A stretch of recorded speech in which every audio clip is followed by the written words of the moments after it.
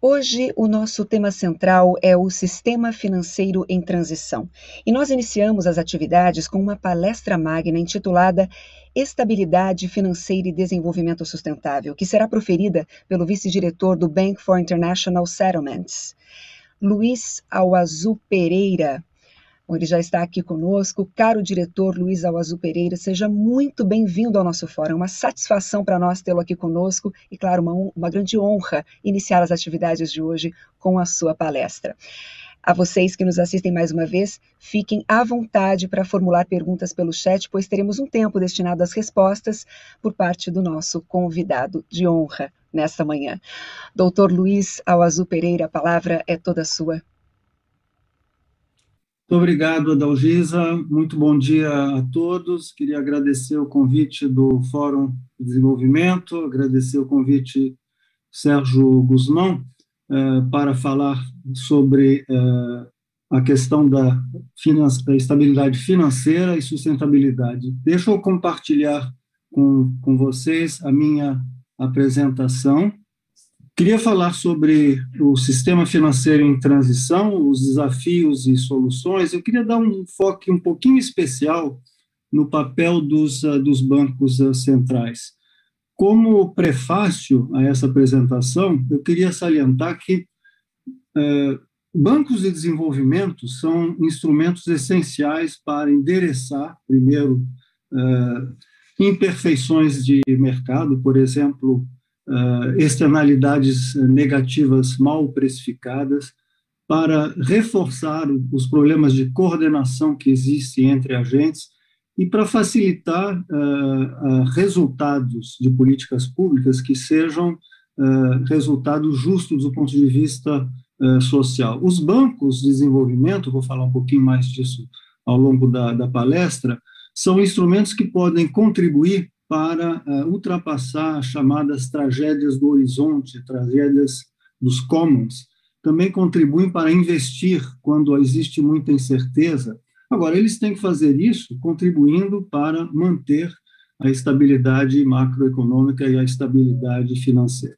Vou tentar ilustrar isso com 3 casos concretos, usando um pouco o exemplo da mudança climática e da saída da crise Covid. Sobre, primeiro, estabilidade financeira, desafios em relação à mudança climática.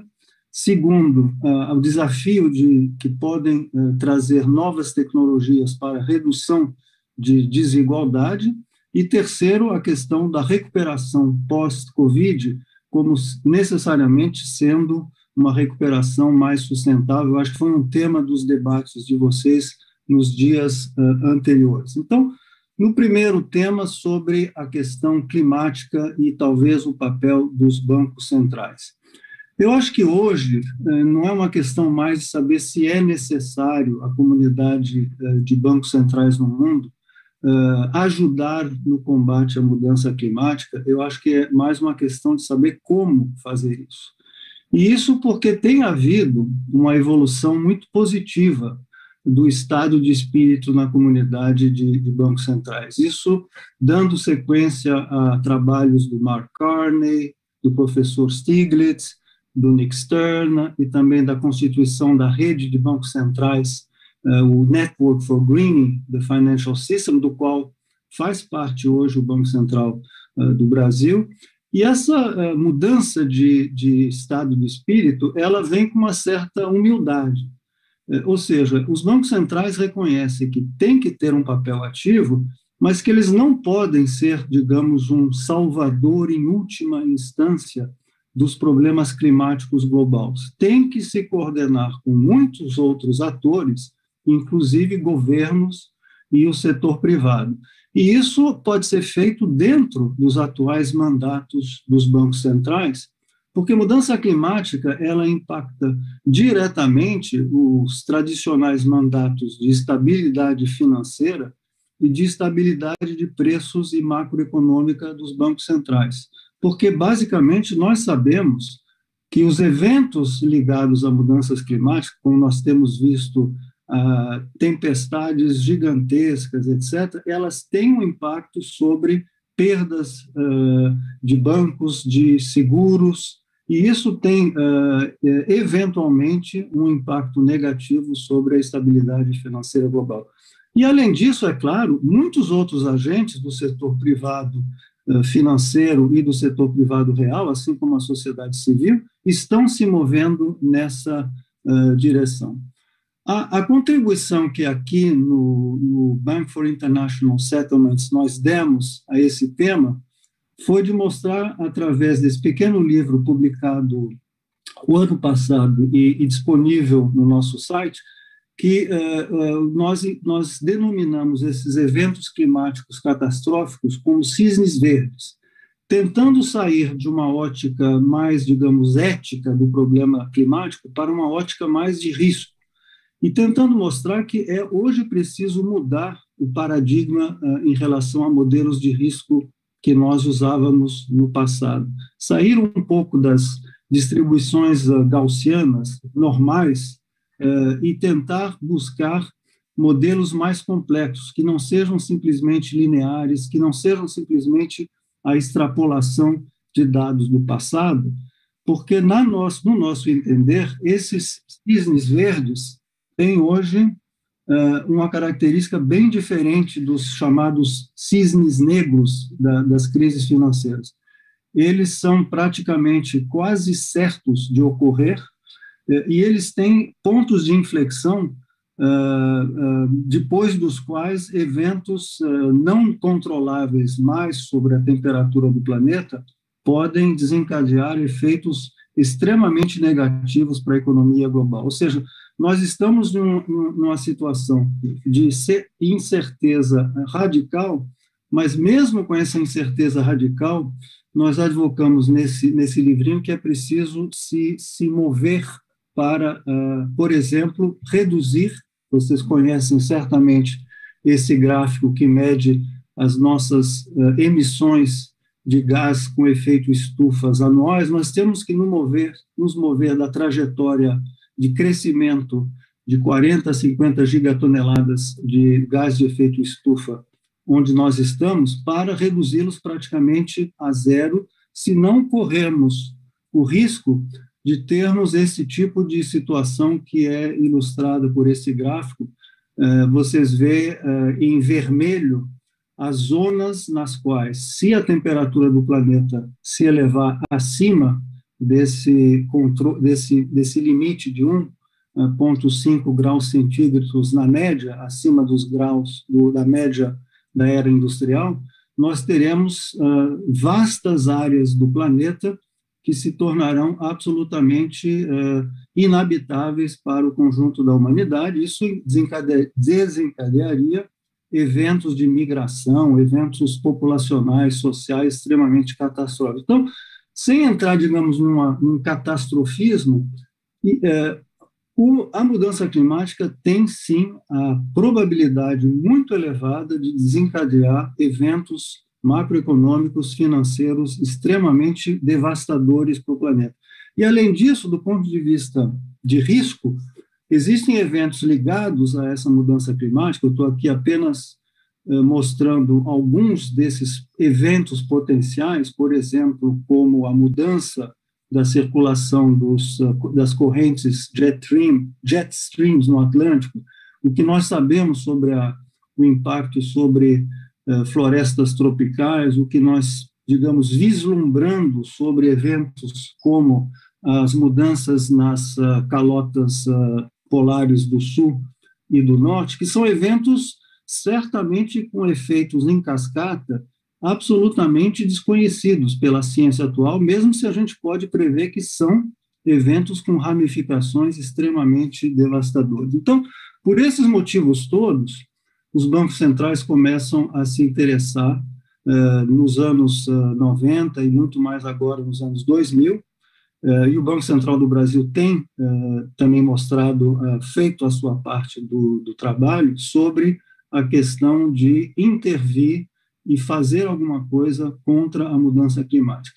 E não é, como eu dizia, fazer tudo, é fazer coisas que estão dentro dos mandatos dessas instituições, por exemplo, fornecimento de instrumentos de modelagem do risco climático, modelagem da resiliência da economia, do setor financeiro. São modelos mais complicados que os modelos que nós dispomos, mas que são necessários. Por exemplo, refletir sobre a política macroprudencial, sobre o papel de regulamentação sobre a estabilidade financeira do ponto de vista do risco climático. Outro exemplo, a questão dos accounting standards, ou seja, da maneira como se registra o risco climático nos balanços das instituições financeiras. Um outro exemplo, finalmente, é a questão da taxonomia do que são instrumentos mais sustentáveis para o investidor público e privado. Então, são todas essas tarefas que os bancos centrais estão fazendo, levando em conta o que eu dizia sobre a necessidade de coordenação com outros atores. Ou seja, não se trata de fazer as coisas isoladamente, mas a mudança climática é um fenômeno global e é um fenômeno que exige a coordenação entre agentes locais e agentes globais. Por exemplo, obviamente, com ministérios da Fazenda, com governos. Eles são, afinal de contas, os primeiros responsáveis sobre os instrumentos fiscais, tributários, para se corrigir estas distorções que são essas externalidades negativas ligadas à emissão. Mas aqui vem o ponto do Fórum de Desenvolvimento: a coordenação também tem que se dar com instituições internacionais e com os bancos de desenvolvimentos multilaterais, mas também os bancos nacionais, porque eles têm um papel fundamental no levantamento dos recursos necessários para financiar a transição.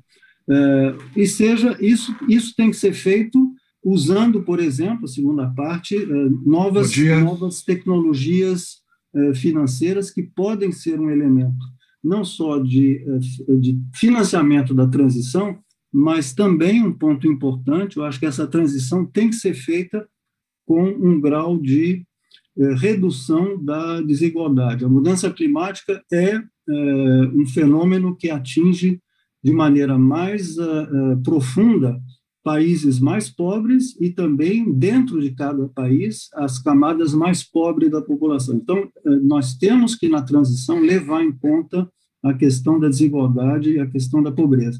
E as novas tecnologias, hoje, no setor financeiro, podem ser elementos de trazer mais elementos de inclusão e de mudança na maneira como nós estamos desenhando políticas públicas. Por exemplo, vocês certamente sabem que, através de fintechs, de pagamentos mais rápidos, a preço mais barato, por exemplo, a utilização dos nossos smartphones, nós podemos contribuir imensamente com a inclusão financeira. E podemos usar para isso uma série de novidades, de identidade digital, big data, inteligência artificial, tudo isso pode aumentar a velocidade de transferências de pagamento, pode aumentar também a maneira de se direcionar melhor as políticas, ter melhores capacidades de alvejar a população alvo, e, obviamente, isso tem um papel importante para bancos de desenvolvimento que têm que usar esse tipo de instrumentação.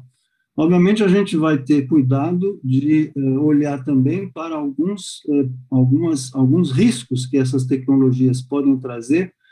Elas são inclusivas, mas elas podem também ter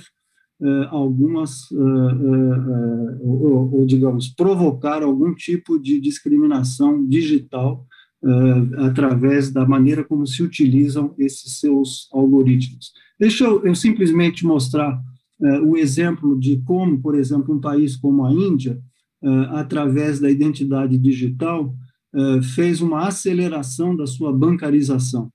A bancarização é medida no eixo vertical, o percentual de população com conta bancária, e o PIB per capita no eixo horizontal, ou seja, o tempo que se levaria para um país como a Índia atingir a bancarização pelo simplesmente o seu nível de PIB per capita ela foi extremamente acelerada vocês veem aí nesse gráfico, 2017, a Índia atinge, com o seu nível per capita atual, o que ela teria como bancarização com a renda per capita, digamos, várias vezes maior do que ela tem hoje. E isso também vale para a tecnologia de pagamentos mais rápidos. O Brasil tem desenvolvido isso, ou seja, a capacidade de se fazer transferências rápidas de menores montantes, ou seja, isso facilita bastante a vida das pessoas mais modestas na sociedade. Redução do custo também de remessas de imigrantes. As tecnologias hoje, essa linha amarela, mostra a redução do custo médio dessas transferências entre países. Isso também facilita a vida das pessoas mais pobres. Agora, isso tem que ser feito também, essas tecnologias que podem endereçar questões de inclusão financeiras, elas podem e devem ser usadas na questão desse terceiro ponto, que é como desenhar a nossa recuperação pós-Covid. E qual é o papel das instituições dos bancos de desenvolvimento? Eu mostro aqui uma ilustração muito simplificada do que poderia ser uma recuperação pós-Covid. O PIB está medido aqui na linha preta, e nós sabemos que é uma recuperação, não é exatamente em V, é um V truncado, é um V, digamos, mais uma raiz quadrada. E a recuperação, ela pode se dar a partir de onde nós estamos, para atingir, digamos, a tendência antes do Covid, seja utilizando tecnologias mais tradicionais, não, a linha amarela aí nesse gráfico estilizado, ou seja, uma recuperação talvez inicialmente mais rápida, mas mais, digamos, menos sustentável do ponto de vista do desenvolvimento. Ou então, usando tecnologias mais sustentáveis, o que seria a linha em pontilhado verde, que talvez pelo fato de serem tecnologias novas, demore um pouco mais tempo a se materializar, mesmo se no longo prazo elas são, obviamente, mais sustentáveis e mais beneficiárias para o conjunto da sociedade. O ponto é que, usando os instrumentos de financiamento dessas novas tecnologias, usando melhor banco de desenvolvimento, políticas fiscais, políticas de ajuda à pesquisa, esse financiamento pode fazer com que a recuperação mais sustentável, essa linha verde em traço cheio, ela seja até talvez mais acelerada do que a recuperação tradicional. Eu acho que esse é o ponto que alguns pesquisadores, como o Nick Stern e o Joe Stiglitz, estão fazendo quando eles mostram, por exemplo, nesse gráfico, parece um pouquinho complicado, deixa eu explicar, é um gráfico cujo cada ponto mede, digamos, a capacidade de ter um potencial positivo, um impacto positivo sobre o clima, medido em relação ao seu multiplicador fiscal de longo prazo. Então, quanto mais você está no quadrante nordeste desse gráfico, maior é o seu impacto climático positivo, ou seja, mais você está contribuindo para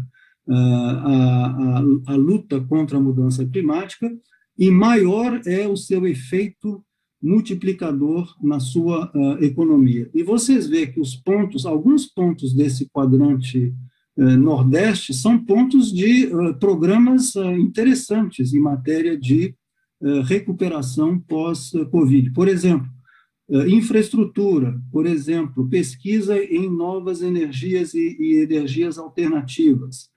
Ou seja, existem, para se mover nessa linha verde mais plena, sustentável, existem várias políticas que podem ser endereçadas, e o papel dos bancos de desenvolvimento, eu acho que é fundamental para justamente se articular essa lógica entre uma recuperação pós-Covid e uma recuperação que pode ser mais sustentável. Eu vi pelos debates de vocês ontem, por exemplo, que foi um tema muito forte das discussões, onde se começa a identificar que tipo de investimento em infraestruturas mais sustentáveis podem ser feitas e financiadas pelos bancos de desenvolvimento.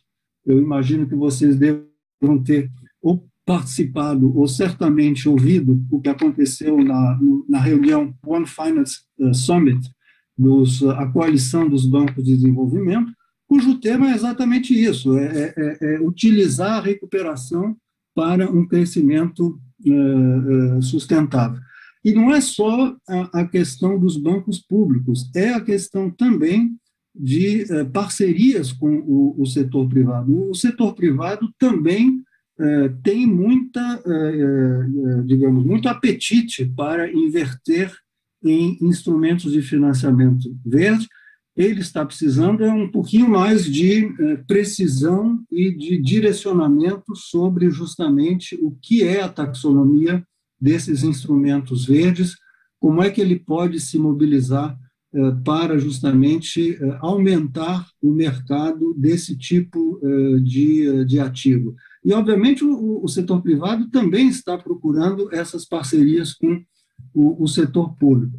Nós temos exemplos muito concretos dessas iniciativas, vocês devem ter certamente ouvido falar ou até discutido as várias coalizões que estão almejando emissão zero, seja do lado de alguns asset managers, seja do lado de grandes firmas do setor privado, projetos de decarbonização dos portfólios, dos balanços de grandes bancos e de grandes companhias de seguro, e, obviamente, não vamos deixar de lembrar duas grandes iniciativas em curso hoje, que são o European Green Deal, o pacote de quase €1 trilhão hoje que a Europa está colocando como seu principal veículo de recuperação, e, obviamente, você sabe que os próprios Estados Unidos, a nova administração Biden, tem aí um plano muito importante de infraestrutura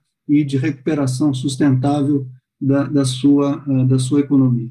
Então, em conclusão, eu acho que a partir de uma tomada de consciência da comunidade de bancos centrais, do setor financeiro privado, do setor financeiro público, dos governos, eu acho que nós estamos num ponto de grande reflexão, e eu queria ter, digamos, um grau de otimismo. Eu sei que é difícil num mundo que é um mundo volátil e um mundo complexo, mas eu diria que a Covid, de certa forma, ela produziu uma espécie de imagem acelerada do que poderia ser uma catástrofe climática permanente para nós todos.